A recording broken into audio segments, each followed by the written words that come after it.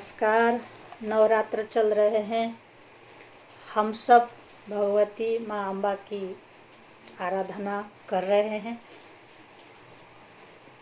अभी आजकल कुछ महीनों से हम मनीषा पंचकम, यह ग्रंथ है भगवान शंकराचार्य के, उस पर चिंतन कर रहे हैं। मेरे को ये ग्रंथ बहुत ही अच्छा लगता है।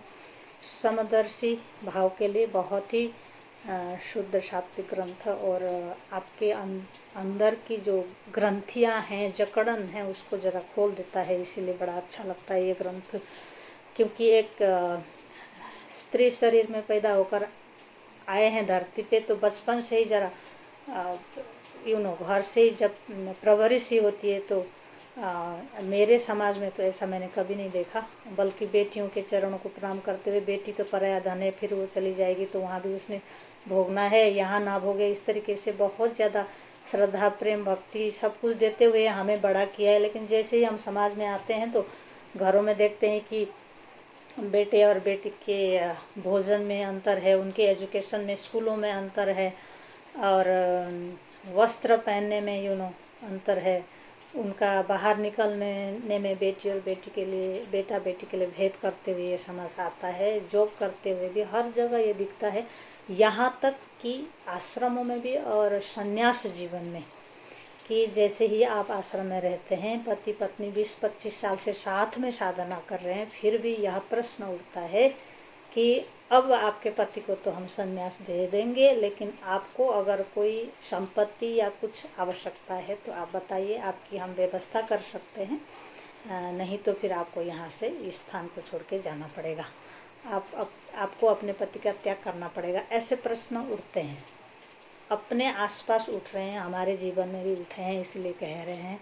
तो मेरा प्रश्न यही है कि जो द्विज हैं, जैसे भगवान शंकराचार्य की ये कहानी शुरू होती है, जो बनारस में गंगा स्नान करके आ रहे थे, तो रास्ते में चांडाल, जो कि भगवान शंकर का स्वयं अवतार था, उनको ज्ञान देने के लिए आए थे, ऐसा कहते हैं, पर है तो वो चांडाल जाति के। तो भगवान शंकराचार्य एक ब्राह्मण परिवार में पैदा होने के नाते, ब्रह्मज्ञानी होने के बावजूद भी उस स्थिति को वो ऑल द सडन भूल जाते हैं, ब्राह्मण परिवार में पैदा होने के नाते, कि तू चांडाल है और मैं स्नान करके आ रहा हूँ तो मुझे छू नहीं सकता, तू अछूत है, तो मेरे रास्ते से तू दूर हट जा, ऐसा भगवान शंकराचार्य कहते हैं। तो चांडाल कहते हैं, चांडाल बोले तो जो जाति के लोग जो कुत्ते का मांस भक्षण करते हैं, ऐसा आचार्य लोग कहते हैं।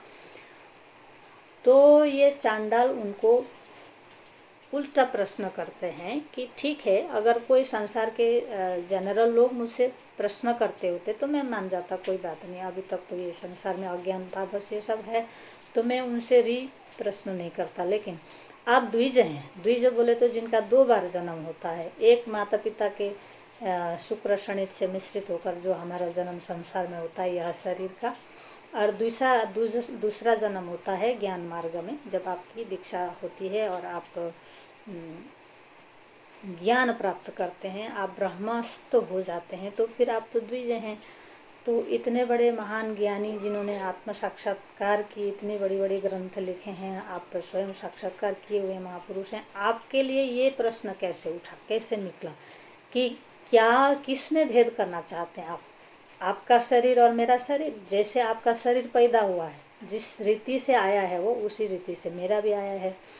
आपके शरीर का दुर्गंध या नश्वरता, अपवित्रता है ना, कान से, नाक से, हर दुर्गंध जो निकल के आता है शरीर से, वो आपके और मेरे में तो एक जैसा है। जन्म भी हम एक जैसे हुए हैं, मृत्यु भी हमारा होना है, मेरे शरीर का भी आपके शरीर का। तो मेरे शरीर और आपके शरीर में क्या भेद है? इसको आप अलग करना चाहते हैं, आपके शरीर से मेरे शरीर को अलग करना चाहते हैं, या चैतन्यम एव चैतन्यात्, अन्नमयाद अन्नमयम, अथवा चैतन्यम एव चैतन्यात्। ओ द्विजवर दूरी कर्तुम वांछसि किम ब्रूहि गच्छ गच्छ इति। आपने ऐसे कैसे कह दिया, आप तो द्विज हैं। दूसरे लोग पूछते प्रश्न तो कुछ समझ में आता है, लेकिन आप तो द्विज हैं ना, आप तो ब्रह्मस्थ हैं, तो ब्रह्म में स्थिति प्राप्त गुरु हैं, तो आपने कैसे, कहाँ पर आपको ये भेद दृष्टि दिखती है? समदर्शिता कैसे नहीं दिखी? मेरे शरीर से आपके शरीर से मेरे शरीर को अलग करना चाहते हैं, या फिर आपकी चैतन्य आत्मा जो प्रकाश है मेरे प्रकाश को, क्योंकि ना वहाँ भेद दिखता है मुझे, ना यहाँ भेद दिखता है, तो फिर किसको आप भेद दृष्टि से देखना चाहते हैं? यही प्रश्न मेरा भी है कि स्त्री पुरुष साथ में अगर अभ्यास कर रहे हैं, सब कुछ है, साधना एक साथ कर रहे हैं, तो क्या आवश्यकता है कि उसको लाल वस्त्र ही पहनाया जाए, उसको वनवास दिया जाए? हैं, दोनों साथ में रह करके साधना क्यों नहीं कर सकते हैं? थोपा तो नहीं जाता है, नहीं थोपा जाता है, पूछा भी जाता है कि आप क्या चाहते हैं। अगर वो नहीं चाहते हैं तो फिर थोपना नहीं चाहिए।